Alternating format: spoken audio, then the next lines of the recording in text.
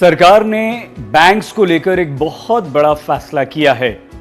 Punjab and Sind bank, IDBI, bank of Maharashtra और UCO bank, इनमें सरकार की सबसे बड़ी हिस्सेदारी है और सरकार अब इन चारों बैंक्स की हिस्सेदारी बेचने जा रही है। मतलब ये हुआ कि अब ये चारों बैंक्स निजी हाथों में चले जाएंगे। सरकार इनमें अपनी हिस्सेदारी अब बेच देगी। सरकार ने यह फैसला क्यों किया? क्योंकि सरकार अब अपने बैंक्स की तादाद या संख्या सिर्फ 5 कर देना चाहती है।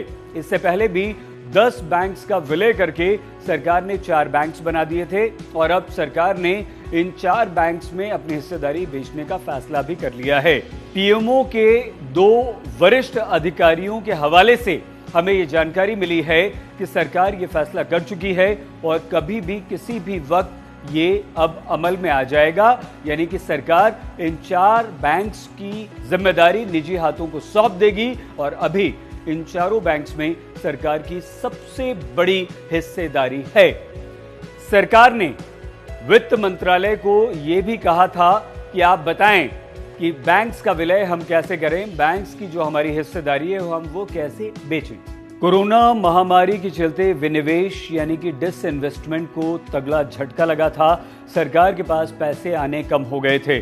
सरकार ने विनिवेश को बढ़ावा देने के लिए, पैसे फिर से लाने के लिए बहुत सारे कदम उठाए हैं और उन्हीं कदमों में से एक कदम यह है कि सरकार कुछ सरकारी बैंक्स की अपनी हिस्सेदारी बेच रही है, जो कि 4 बैंक्स हैं।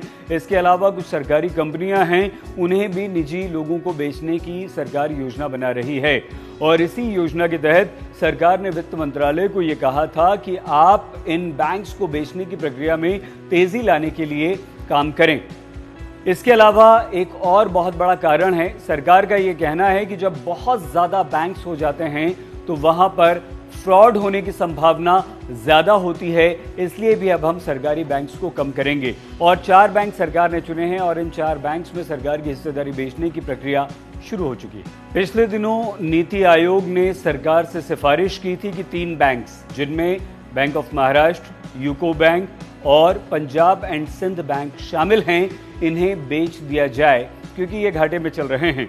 सरकार ने नीति आयोग की इस सिफारिश को भी बेहद गंभीरता से लिया और अब 4 बैंक्स में अपनी हिस्सेदारी पूरी तरह से बेचने का फैसला कर लिया है।